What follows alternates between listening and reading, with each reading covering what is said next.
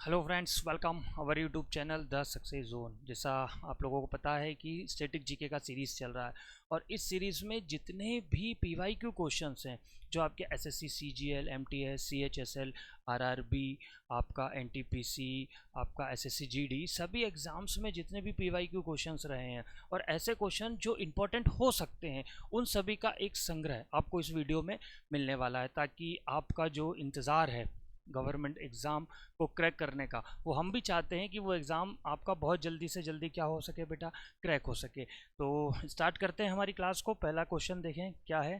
Question को देखिए, ध्यान से पढ़ा कीजिए, है ना।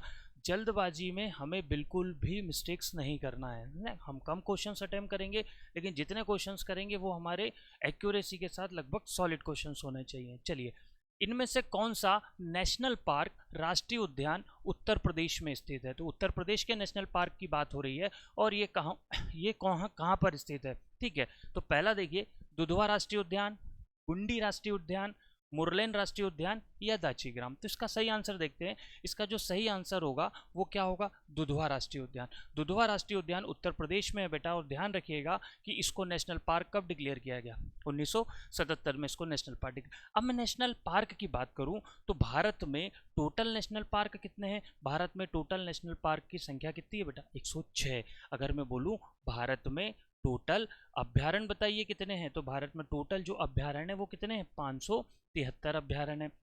अगर इसमें एक क्वेश्चन और बने कि सबसे बड़ा नेशनल पार्क भारत का कौन सा है, तो ये कौन सा है बेटा, इसका नाम हिमिस नेशनल पार्क है। और ये कहाँ पर है, लद्दाख में, हिमिस नेशनल पार्क। और कहाँ पर है ये,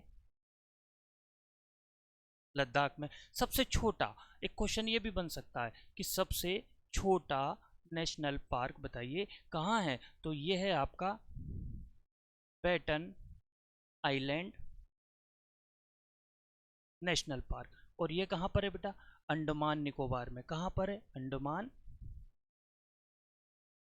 निकोबार में। ध्यान रखिएगा इस बात को। अंडमान निकोबार से रिलेटेड अभी एक करंट की न्यूज़ है। अंडमान निकोबार की राजधानी, अभी तक हम लोग क्या पढ़ते आ रहे थे, अंडमान निकोबार की राजधानी हम पढ़ते आ रहे थे पोर्टलैंड, लेकिन अभी इसकी राजधानी श्री विजय पुरम कर दी गई है। क्या कर दी गई है, इसकी राजधानी श्री विजयपुरम कर दी गई है। तो राष्ट्रीय उद्यान उत्तर प्रदेश में कौन सा है, तो दुधवा राष्ट्रीय उद्यान है। अब मैं जैसे इस ऑप्शन को हम देखें कि गुंडी राष्ट्रीय उद्यान है, ये कहाँ पर है, ये आपका राष्ट्रीय उद्यान जो कहाँ है, चेन्नई में। ध्यान रखिएगा इस बात को। अगर मैं बात करूँ मुरलैन की, तो मुरलैन जो है वो कहाँ है बेटा, याद रखिएगा, मिजोरम में। मुरलैन राष्ट्रीय उद्यान कहाँ है आपका, मिजोरम में। दाचीग्राम की बात करूँ तो दाचीग्राम जो है वो आपका कहाँ का है, जम्मू एंड कश्मीर का। ये चीज़ भी ध्यान रखिए, एग्जाम में इस तरीके का क्वेश्चन भी आता है कि दुधवा राष्ट्रीय उद्यान कहाँ है, उत्तर प्रदेश में, गुंडी कहाँ है, चेन्नई में, मुरलैन कहाँ है, मिजोरम में, और दाचीग्राम कहाँ है, जम्मू कश्मीर में। भारत में टोटल 106 नेशनल पार्क है और अभ्यारण्य कितने हैं, 573। सबसे बड़ा जो है वो है हिमिस है, सबसे छोटा बैटन आइलैंड जो है अंडमान निकोबार में। चलिए, नेक्स्ट क्वेश्चन क्या बोल रहा है हमारा, ध्यान से पढ़िए इसे। विश्व की जनसंख्या में भारत की जनसंख्या का क्या योगदान है। विश्व की जनसंख्या में बात हो रही है, भारत की जनसंख्या का कितना परसेंट रहती है, मतलब भारत में जो जनसंख्या रह रही है वो विश्व की जनसंख्या का कितना परसेंट है, 16%, 17%, 17.5% या 18%। तो देखें इसका सही आंसर जो आएगा वो आएगा क्या, आपका 17.5%। अब हम बात करते हैं किसकी, जनगणना की, जिसको हम इंग्लिश में क्या बोलते हैं, सेंसस बोलते हैं। तो जनगणना जो हुई थी हमारी कब, 2011 में हुई थी। तो 2011 की जनगणना के हिसाब से अगर मैं आपसे करूं कि भारत की जनसंख्या कितनी है, तो 121 करोड़ 19 लाख 3,422 लोग जो हैं वो काउंट हुए थे 2011। जनगणना कितने सालों में होती है, जनगणना हर 10 सालों में होती है। ठीक है, 2021 में होना था, लेकिन कोविड महामारी आने के कारण ये जनगणना जो है वो अभी तक नहीं हो पाई है। तो देखें, अब इसकी जो हमारी जनसंख्या है ये कितनी है, 121 करोड़ 19 लाख 342। इसमें कितने परसेंट पुरुष हैं और कितने परसेंट महिला हैं, तो ये जनसंख्या में अगर हम देखें तो 51.96% क्या है, पुरुष निवास करते हैं, और 48.04% जो हैं वो क्या है, टोटल महिलाएं हैं। मैं बात करूं कि भारत की जनसंख्या में सबसे ज़्यादा किस राज्य का योगदान है, तो सबसे ज़्यादा है किसका, आपका उत्तर प्रदेश का। ठीक है, भारत की जनसंख्या में सबसे ज़्यादा योगदान उत्तर प्रदेश का है, और सबसे कम योगदान की बात करूं तो सबसे कम योगदान किसका है बेटा, सिक्किम का है। ठीक है, इस चीज़ को भी हमें ध्यान रखना है। तो टोटल योगदान जो है भारत की जनसंख्या का विश्व की जनसंख्या में कितना है, 17.5, और ये पूरी जनसंख्या का छठवां हिस्सा है। ध्यान रखिएगा इस बात को, कौन सा हिस्सा है, छठवां हिस्सा है। चलिए अगला क्वेश्चन देखते हैं क्या बोल रहा है। भारत में सबसे अधिक साक्षरता वाला राज्य कौन सा है, मतलब ये बात हो रही है किसकी, लिटरेसी रेट की। तो सबसे अधिक साक्षरता वाला राज्य कौन सा है, गुजरात, उड़ीसा, केरल या महाराष्ट्र। तो इसका जो सही आंसर आएगा, सही आंसर आएगा केरल। तो भारत में सबसे ज़्यादा लिटरेसी रेट जो है वो किसका है, केरल का है। केरल का लगभग कितना है, 94% है। कितने परसेंट है बेटा, 94%। अगर मैं पूरे भारत की साक्षरता दर की बात करूं, पूरे भारत की साक्षरता दर, तो पूरे भारत की साक्षरता दर लगभग कितने परसेंट है, 74.4%। इसमें मैं आपसे बोलूं कि महिलाएं कितनी साक्षर हैं और पुरुष कितने साक्षर हैं, तो लगभग 82% जो है वो पुरुष साक्षर हैं और 65% जो है वो क्या है, महिलाएं साक्षर हैं। सबसे साक्षर जो राज्य है वो केरल है। अगर मैं आपसे बोलूं कि बताइए कि सबसे साक्षर केंद्र शासित प्रदेश कौन सा है, तो सबसे ज़्यादा केंद्र शासित प्रदेश जो है वो कौन सा है आपका, लक्षद्वीप। सबसे ज़्यादा केंद्र शासित प्रदेश जो साक्षर है वो कौन सा है बेटा, लक्षद्वीप है। अगर मैं आपसे इसमें एक क्वेश्चन और करूं कि बताइए कि सबसे ज़्यादा साक्षर जिला, सबसे ज़्यादा साक्षर जिला कौन सा है, सबसे ज़्यादा साक्षर जिला जो है वो मिजोरम का जिला है, जिसका नाम क्या है, सेरीछिप। क्या नाम है इसका, सेरीछिप। और ये है कहाँ बेटा, मिजोरम में है। मैं अगर आपसे कहूँ कि बताइए कि सबसे कम साक्षर जिला कौन सा है, तो सबसे कम साक्षर जिला जो है वो आपका निकल के आएगा मध्य प्रदेश का अलीराजपुर। और ये मध्य प्रदेश का सबसे पश्चिमी जिला है। ये मध्य प्रदेश का भी सबसे कम साक्षर जिला है और ये भारत का भी कम साक्षर जिला है। ये मात्र 37% लोग यहाँ के क्या है, पढ़े लिखे। पढ़े लिखे की डेफिनेशन आपको मालूम है क्या काउंट होती है, पढ़ा लिखा मतलब ऐसा व्यक्ति जो अपना नाम लिखना और पढ़ना जानता है, वो व्यक्ति किस कैटेगरी में आएगा, पढ़े लिखे की कैटेगरी में आएगा। ठीक है, तो अलीराजपुर में मात्र 37% लोग पढ़े लिखे हैं। तो सबसे साक्षर जिला जो है वो क्या है, सेरीछिप है। यहाँ भी लगभग 92-93% लोग जो हैं वो क्या है बेटा, पढ़े लिखे हैं। अगर मैं बात करूँ सबसे कम पढ़ा लिखा राज्य, तो सबसे कम पढ़ा लिखा राज्य जो है या साक्षर जो सबसे कम साक्षर जो राज्य है वो है आपका कौन सा, बिहार। याद रखिएगा इस बात को, कौन सा है, बिहार है। तो भारत में सबसे अधिक साक्षरता वाला जो राज्य है वो है कौन सा, केरल। भारत के लिटरेसी रेट जो है 74.0% है, जिसमें लगभग 42% लोग पढ़े लिखे हैं और 65% जो है वो महिलाएं पढ़ी हैं और 42% जो क्या पढ़े लिखे हैं, पुरुष पढ़े लिखे हुए हैं। चलिए नेक्स्ट क्वेश्चन देखिए, क्वेश्चन को ध्यान से पढ़िए और अगर हमें पता है तो ही हम इस क्वेश्चन को लगाने की कोशिश करें। ठीक है, मन से तुक्का नहीं मारें। अगर तुक्का मारते हैं क्वेश्चन हमारा गलत होता है तो हम जब तक नेक्स्ट क्वेश्चन में आगे नहीं बढ़ें, जब तक ये क्वेश्चन या कोई भी क्वेश्चन हमारे दिमाग में पूर्ण रूप से जगह ना बना ले। चलिए, हॉकी विश्व कप में भारत ने पहला खिताब कब जीता, भारत का नेशनल गेम्स है ना, क्या है, हॉकी है। तो ये पहला खिताब वर्ल्ड कप में कब जीता, 1970, 1975, 1978 और 1980। तो इसका जो राइट आंसर आएगा वो क्या आएगा बेटा, 1975। 1975 का जो ओलंपिक है वो हुआ था मलेशिया के कुआलालंपुर में। कहाँ हुआ था बेटा, मलेशिया के कुआलालंपुर में। और ये जो मैच था ये था इंडिया वर्सेस पाकिस्तान। इंडिया ने पाकिस्तान को 2-1 से हराकर, ठीक है, इस वर्ल्ड कप को जीता था 1975 के। और सबसे ज़्यादा अगर मैं आपसे कहूँ कि बताइए सबसे ज़्यादा बार हॉकी वर्ल्ड कप जीतने का रिकॉर्ड किसके पास है, तो वो किसके पास है, पाकिस्तान के पास। लगभग इसने कितनी बार, 4 बार हॉकी का वर्ल्ड कप जीता। हमारा नेशनल, एक बात आपने कभी नोटिस करी है या सोचा है कि हमारा नेशनल गेम्स जो है वो हॉकी है, लेकिन हम लोग ज़्यादातर जो देखते हैं वो क्या देखते हैं, क्रिकेट हमारे यहाँ ज़्यादा फेमस है। तो हमारा नेशनल गेम क्रिकेट क्यों नहीं है, हॉकी क्यों है।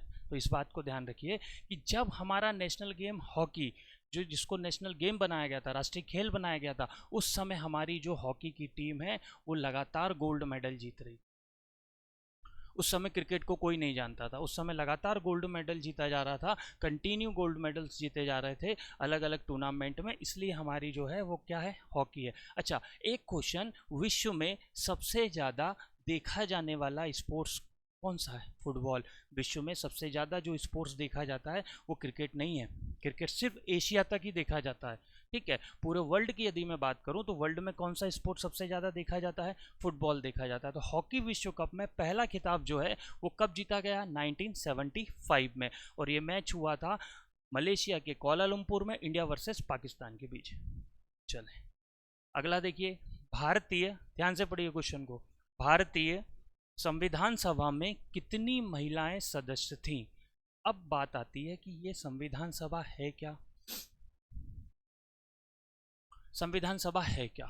संविधान सभा, इसका काम संविधान का निर्माण करना था, इसका काम संविधान को बनाना था। तो संविधान को बनाने के लिए एक सभा बनाई गई जिसे हम इंग्लिश में कॉन्स्टिट्यूशनल असेंबली बोलते हैं। इसमें टोटल सदस्य संख्या की मैं अगर बात करूं तो टोटल इसमें सदस्य बेटा 389 थे, ठीक है। कितने सदस्य थे? 389। लेकिन ये बात हो रही है महिला सदस्य की, तो इसमें महिला सदस्य कितनी थी? 15 महिला सदस्य थी। अब संविधान सभा है क्या? मैंने पहले आपको बता चुका हूँ कि ये जो है ये संविधान का निर्माण करने। अब क्वेश्चन इसमें से बनता है कि बताइए संविधान सभा की मांग सबसे पहले किसने करी? ठीक है, कि भाई संविधान सभा होनी चाहिए। तो ये स्वराज नाम से बाल गंगाधर तिलक ने करी थी। बाल गंगाधर तिलक का मूवमेंट था स्वराज, और उसमें उन्होंने किया था। अगर मैं बात करूं, फिर एक क्वेश्चन और आता है कि 90 ये किया था उन्होंने 1895 में। कब किया था? मतलब संविधान सभा की पहली मांग जो है वो बाल गंगाधर तिलक द्वारा की गई। फिर 1934 में एम एन रॉय, 1934 में किसने? M N Roy, M N Roy ने इसकी मांग करी। फिर 1938 में नेहरू जी ने इस पर विचार किया। नेहरू जी ने इस पर क्या किया? विचार किया। और फिर जाके 1946 में क्या हुआ? 1946 में संविधान सभा का निर्माण हुआ। संविधान सभा का क्या होता है बेटा? निर्माण होता है। अब इसमें एक चीज़ और ध्यान रखिए कि 1925 में गांधी जी ने एक बिल लेकर आए थे, उस बिल का नाम क्या था? Commonwealth India bill. और इस बिल में भी गांधी जी ने संविधान सभा अंग्रेजों से बनाने की मांग करी।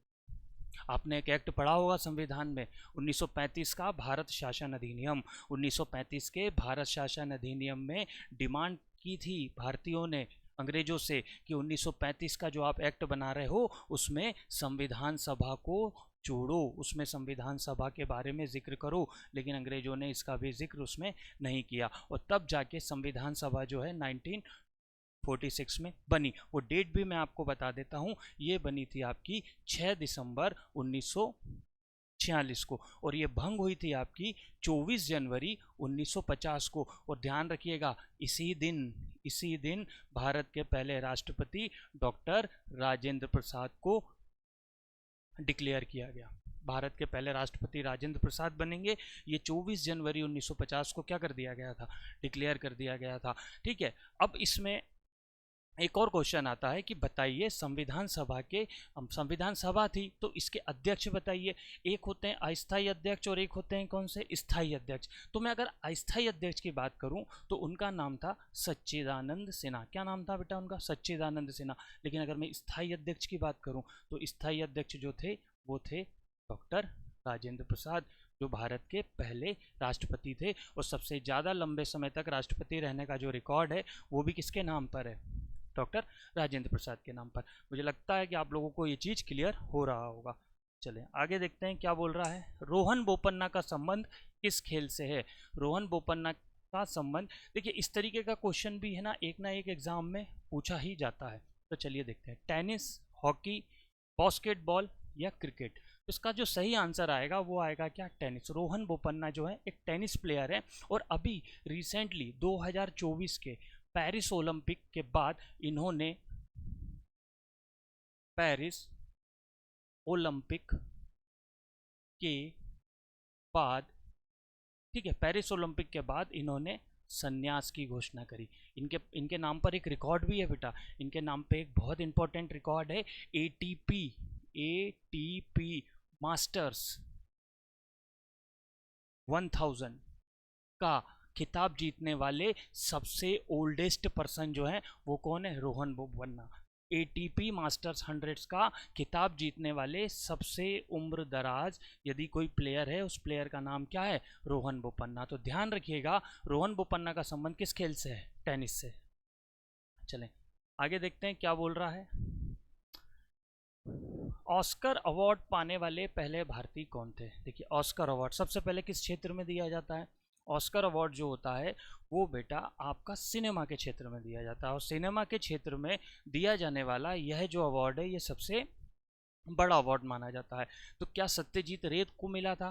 भानु अथैया है, ये भानु है, भानु अथैया, AR रहमान या गुलजार को मिला था? तो इसका सही आंसर आएगा भानु अथैया। तो भानु अथैया को जो मिला था ये कब मिला था आपका? 1982 में। किस लिए मिला था? एक मूवी थी जिसका नाम था गांधी, और इसके लिए बेस्ट कॉस्ट्यूम डिज़ाइन का अवार्ड जो है कैटेगरी, बेस्ट कॉस्ट्यूम डिज़ाइन की कैटेगरी में इनको अवार्ड मिला था 1982 में। सत्यजीत रे को मिला था 1992 में।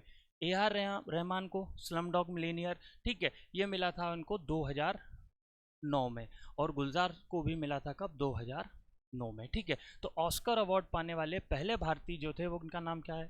भानु अथैया। और इनको फिल्म कौन सी थी? गांधी। गांधी में भी क्या?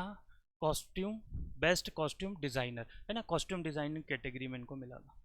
चलें, तानसेन का मकबरा कहाँ स्थित है? तानसेन के मकबरे की बात हो रही है, और ये कहाँ पर स्थित है?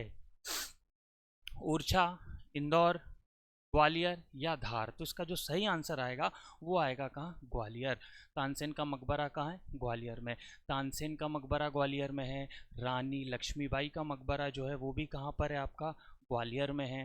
ठीक है, अगर मैं बात करूं कि तानसेन के गुरु जिनका नाम था गुरु गौस मोहम्मद, गुरु गौस मोहम्मद, तो गुरु गौस मोहम्मद का जो मकबरा है वो कहाँ है? गुरु गौस मोहम्मद का मकबरा भी कहाँ है? ग्वालियर में। और ठीक तानसेन के मकबरे के बगल में तानसेन ने अपने एक शर्त रखी थी कि मेरी मृत्यु के बाद मेरा मकबरा मेरे गुरु गौस मोहम्मद के मकबरे के साइड में ही बनाया जाए। तो इनका मकबरा कहाँ है? ग्वालियर। एक तरीके का क्वेश्चन और आता है कि तानसेन, ये हम सबको पता है कि किसके 9 रत्न थे? अकबर के 9 रत्न थे, लेकिन तानसेन अकबर के यहाँ पर होने से पहले किस राजा के दरबार में मतलब काम करते थे? किस राजा के दरबार में संगीत पढ़ते थे? तो वो पढ़ते थे राजा रामचंद्र के दरबार में। ठीक है, किसके दरबार में? राजा रामचंद्र के दरबार में। तो अकबर राजा रामचंद्र के दरबार से ही तानसेन को कहाँ लेकर आया था? अपने दरबार में लेकर आया था। ठीक है, चले अगला क्वेश्चन देखते हैं क्या बोल रहा है। 12 मासा के रचनाकार कौन थे? 12 मासा के रचनाकार की बात हो रही है कि यह कौन थे। ठीक है, पहला क्वेश्चन आ रहा है, आमिर खुसरो, मलिक मोहम्मद जायसी, आर्यभट्ट या अश्वघोष? तो इसका जो सही आंसर आएगा वो आएगा क्या? मलिक मोहम्मद जायसी। मलिक मोहम्मद जायसी की एक रचना है जिसका नाम क्या है? पद्मावत। और पद्मावत का ये खंड है 12 मासा। इसमें साल के 12 महीनों का वर्णन किया गया है। इसमें साल के किसका वर्णन किया बेटा? 12 महीनों का। और इसमें नायक नायिका के विरह और उनके अलग होना और मिलना, इस तरीके का इसमें 12 मासा में वर्णन है। और ये जो रचना है ये किसकी है? मलिक मोहम्मद जायसी की। जैसे मलिक मोहम्मद जायसी की एक रचना हो गई पद्मावत, ठीक है, फिर एक रचना हो गई उनकी कानावत, एक रचना हो गई उनकी पद्मावत, कानावत, एक हो गई आखिरी कलाम। ऐसी कई रचनाएं जो हैं वो किसकी हैं? मलिक मोहम्मद जायसी के नाम पर है। ठीक है, तो 12 मासा के रचनाकार जो हैं वो कौन है? मलिक मोहम्मद जायसी। चलिए अगला क्वेश्चन देखिए, भारत में शास्त्रीय नृत्य की कितनी शैलियां हैं? शास्त्रीय नृत्य, ठीक है, फोक डांस भारत में कई तरीके के फेमस हैं, तो उसमें से कौन मतलब कितनी शैलियां, कितनी शैलियों में जो भारत की संगीत एकेडमी है, ठीक है, उसने भारत के शास्त्रीय नृत्य को कितनी शैलियों में बांटा है? 5, 6, 7 या? तो ये जो शैलियां हैं बेटा ये कितनी है? 8। 8 कौन सी है? देखिए, पहली है भरतनाट्यम, ठीक है, दूसरी शैली है कथक कली। तीसरी शैली है कथक। चौथी है उड़िया। पांचवी है मणिपुरी। छठवीं है मोहिनी अट्टम। ठीक है, कितनी हो गई? 1 2 3 4 5 6। ठीक है, और सातवीं है सत्रिया। ठीक, भरतनाट्यम, कथकली, कथक, उड़िया, मणिपुरी और एक आएगा आपका कुचिपुड़ी। ठीक है, ये जो है ये 8 शैलियां हैं। भरतनाट्यम, मोहिनी अट्टम जो केरल में किया जाता है, ये सब नृत्य शैलियाँ अलग अलग भारत के राज्यों में फेमस है। तो टोटल शैलियाँ कितनी? 8। लेकिन संगीत नाटक अकेडमी ने एक छाऊ नाम की शैली को भी शामिल किया है। ठीक है, तो ये 8 भी हो सकती हैं और कितनी भी हो सकती हैं, 9 भी हो सकती हैं, लेकिन ज़्यादातर इसका सही आंसर जो होगा वो क्या होगा? 8 होगा। भरतनाट्यम, कथकली, कथक, उड़िया, मणिपुरी, मोहिनी अट्टम, सत्रिया और कुचिपुड़ी। तो भारत में शास्त्रीय नृत्य की कितनी शैलियां हैं बेटा? 8 शैलियां। चलिए नेक्स्ट क्वेश्चन देखिए क्या बोल रहा है। नेक्स्ट क्वेश्चन,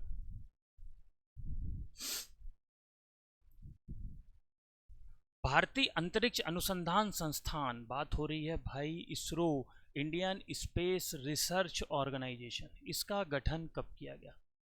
1962, 1965, 1969 या 1970? इसका जो राइट आंसर आएगा बेटा वो आएगा 1965। 15 अगस्त 1965। 15 अगस्त 1965 को इसरो का गठन किया गया। अब इसरो जो था वो बना कब? 15 अगस्त 1965 को, लेकिन विक्रम साराभाई ने 1962 में भारतीय राष्ट्रीय अंतरिक्ष अनुसंधान समिति का गठन किया था। भारतीय राष्ट्रीय, ये क्वेश्चन भी आ सकता है कि भाई भारतीय राष्ट्रीय अंतरिक्ष अनुसंधान समिति, भारतीय अंतरिक्ष अनुसंधान समिति का गठन कब किया गया? तो ये किया गया था कब? 1962 में। तो इसका गठन जो किया था वो किसने किया था? विक्रम साराभाई ने। इसरो के वर्तमान में 21 केंद्र हैं बेटा, 21 केंद्रों पर इसरो का काम है, और सबसे बेस्ट जो है वो विक्रम साराभाई स्पेस सेंटर तिरुवनंतपुरम का है। कहाँ पर है? तिरुवनंतपुरम का Vikram Sarabhai space centre. Vikram Sarabhai space centre, ये जो है ये सबसे महत्वपूर्ण है तिरुवनंतपुरम का। ठीक है, वैसे उनके सेंटर कितने हैं? 21 सेंटर हैं। ठीक है, अभी तक मैं बात करूं, इसरो लगभग 482 से ज़्यादा सैटेलाइट, जो विदेशी सैटेलाइट है, वो क्या कर चुका है? प्रक्षेपण कर चुका है, मतलब अंतरिक्ष में भेज चुका है। और 150 से ज़्यादा भारतीय भेज चुका है। एक साथ 104 सैटेलाइट भेजने का रिकॉर्ड भी किसके नाम पर है? एक साथ 104 सैटेलाइट किसके नाम पर है? इसरो। ठीक है, और इसका हेड ऑफिस, इसका जो हेड ऑफिस है बेटा वो कहाँ पर है? बेंगलोर में। कहाँ पर है इसका हेड ऑफिस? बेंगलोर में। तो ध्यान रखिएगा इस बात को। तो भारतीय अंतरिक्ष अनुसंधान संस्थान का जो गठन है वो कब हुआ था? 15 अगस्त 1965।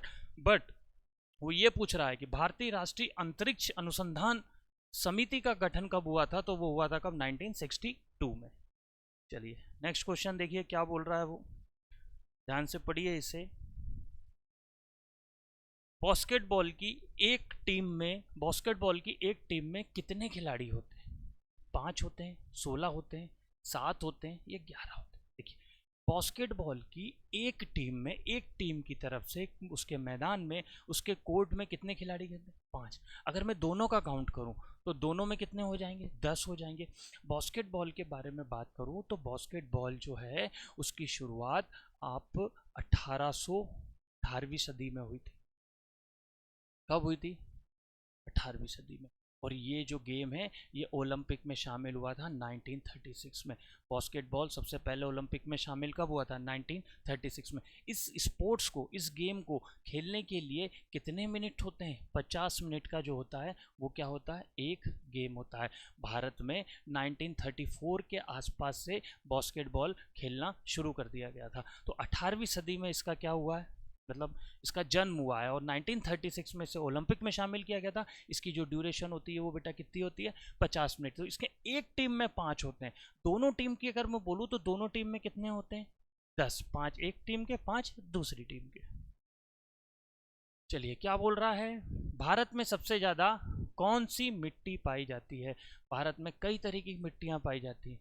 भारत में अलग अलग क्लाइमेट जोन्स हैं। तो सबसे ज़्यादा जो मिट्टी है, काली, जलोढ़, लेटराइट या लाल पीली, तो सबसे ज़्यादा लगभग भारत के 40% हिस्से में कौन सी मिट्टी पाई जाती है, जलोढ़। और सबसे ज़्यादा जलोढ़ मिट्टी जो मिलती है वो मिलती है कहाँ पर, उत्तर प्रदेश में। कहाँ पर मिलती है बेटा, उत्तर प्रदेश में। ठीक है, यहाँ पर सरसों की फसल होती है, मूंगफली की फसल होती है। ठीक है, तो सबसे ज़्यादा जो मिट्टी है वो कहाँ पर है, जलोढ़ मिट्टी, उत्तर प्रदेश में। और ये भारत के लगभग कितने एरिया में, 40। जैसे महाराष्ट्र, काली मिट्टी जो है वो कहाँ पर मिलेगी आपको सबसे ज़्यादा, महाराष्ट्र में मिलेगी। ठीक है, चलिए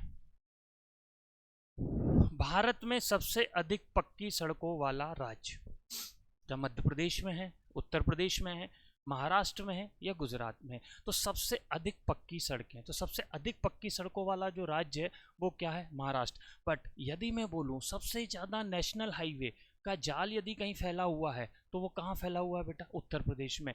और यदि मैं आपसे कहूँ कि पक्की सड़कों के नेटवर्क के मामले में भारत का विश्व में कौन सा स्थान है, तो भारत का विश्व में तीसरा स्थान है। कौन सा स्थान है बेटा, भारत का विश्व में, ध्यान रखिएगा कौन सा स्थान है, तीसरा।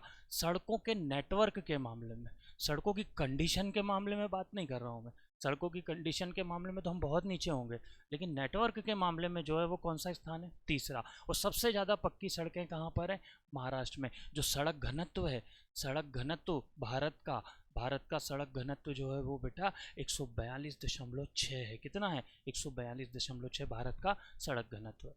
चलिए आगे देखते हैं क्या बोल रहा है। विश्व का सबसे बड़ा रेगिस्तान कौन सा है, सहारा, गोबी,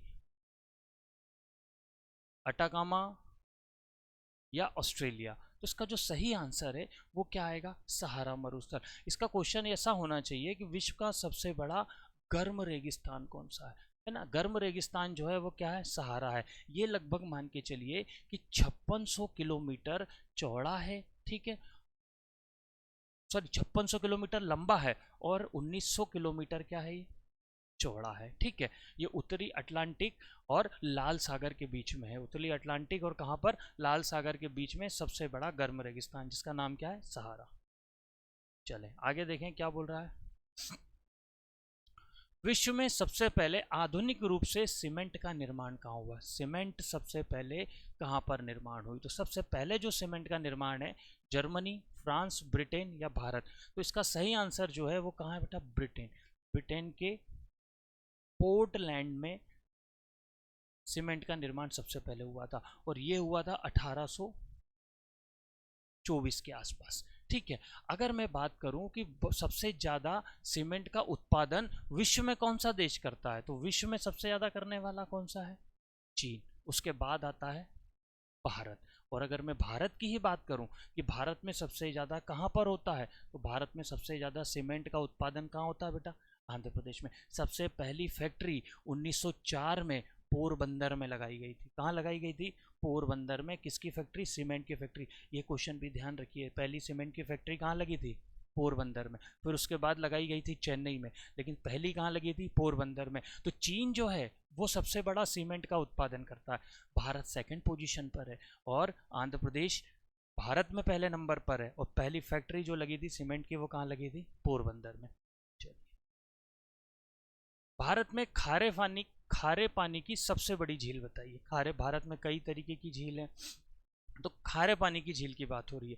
चिल्का झील, बुलर झील, पिछोला झील या राजसमंद झील। तो इसका जो सही आंसर आएगा बेटा वो आएगा क्या आपका, चिल्का झील। चिल्का झील जो है कहाँ पर, उड़ीसा में। कहाँ पर है चिल्का झील, उड़ीसा में। और ये भारत की, ध्यान रखिएगा, चिल्का झील जो है ये भारत की पहली रामसर साइट है। अब ये क्या चीज़ है भैया, रामसर साइट। देखिए, विश्व के अलग अलग देशों ने ये जो जैव आधारित क्षेत्र होते हैं, जैसे कि हम बोल सकते हैं नेशनल आपका नेशनल पार्क हो गए, झील हो गई, तालाब हो गए, है ना, जैव आरक्षित क्षेत्र होते हैं, इनके विकास के लिए और इनको बचाए रखने के लिए ईरान में एक जगह है जिसका नाम है रामसर। वहाँ पर विश्व के कुछ देशों ने क्या किया था, एक समझौता किया था कि हम तालाबों को बचाएंगे, हम नेशनल पार्क का संरक्षण करेंगे, ठीक है, हम झीलों के संरक्षण करेंगे। तो इस एक समझौता हुआ था। तो वो ये जो समझौता है, ये समझौता हुआ था बेटा 1971 में। कब हुआ था? और चूंकि ये रामसर शहर में हुआ था, इसलिए इसको हम किस नाम से जानते हैं? रामसर समझौता। और भारत ने इस समझौते में एंट्री जो करी थी, वो एंट्री करी थी बेटा 1982 में। कब करी थी? 1982, फरवरी 1982 में भारत ने इसमें एंट्री करी थी। और पहली रामसर साइट जो झील में थी, चिल्का झील। और अगर मैं नेशनल पार्क की बात करूं तो केवलादेव राष्ट्रीय उद्यान, केवलादेव राष्ट्रीय उद्यान, ये भारत का पहला रामसर राष्ट्रीय उद्यान है। और झील में बात करें तो कौन सी झील?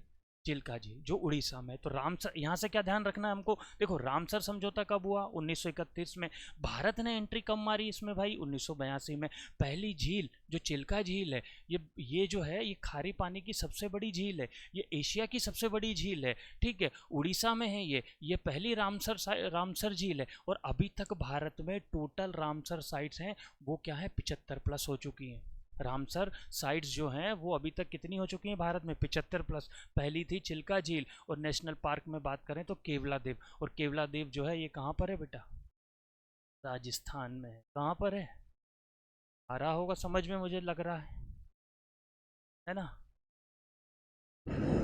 पढ़ें, अगले क्वेश्चन को पढ़ें, क्या बोल रहा है। आधुनिक भारतीय नृत्य के जन्मदाता कौन थे? उदय शंकर, बिरजू महाराज, अरुण मोहंती या धक्कामणि कुट्टी? तो ये जो है आधुनिक भारतीय नृत्य के जो जन्मदाता थे वो थे उदय शंकर। इन्होंने एक नृत्य एक शैली निकाली थी, एक नृत्य निकाला था जिसको नाम दिया था रचनात्मक नृत्य। क्या नाम दिया था? रचनात्मक नृत्य। तो ये आधुनिक भारतीय नृत्य के जो जन्मदाता थे उनका नाम क्या था? उदय शंकर। ध्यान रखिएगा इस बात को। चलिए, IMF अंतर्राष्ट्रीय मुद्रा कोष जो लोन देने का काम करती है, ठीक है, इसका हेड ऑफिस कहाँ है? न्यूयॉर्क, लंदन, वॉशिंगटन या रोम? तो इसका सही आंसर क्या आएगा? वॉशिंगटन DC में इसका हेड ऑफिस है। और इसकी स्थापना हुई थी 1945 में। कब हुई थी? 1945 में। 190 देश जो हैं वो क्या हैं? इसके सदस्य हैं। कितने देश इसके सदस्य हैं? आप तो बस ये ध्यान रखिए कि IMF का जो है हेड ऑफिस कहाँ है? वॉशिंगटन। और सेकंड ध्यान रखिए कि ये जो बना था ये कब बना था? 1975। ठीक है, तो आज यहीं पर एंड करते हैं। लगभग 20 क्वेश्चन हमारे हो गए। इसी तरीके के और भी क्वेश्चंस, पूरी कोशिश है हमारी कि आपके आने वाली जितनी भी एग्जाम्स हैं उसमें हमारा पूरा प्रयास है कि ज़्यादा से ज़्यादा क्वेश्चन आप लोगों को इसी वीडियो के माध्यम से, आप लोगों की जितनी भी हो सके हम हेल्प कर सकें। Thank you so much.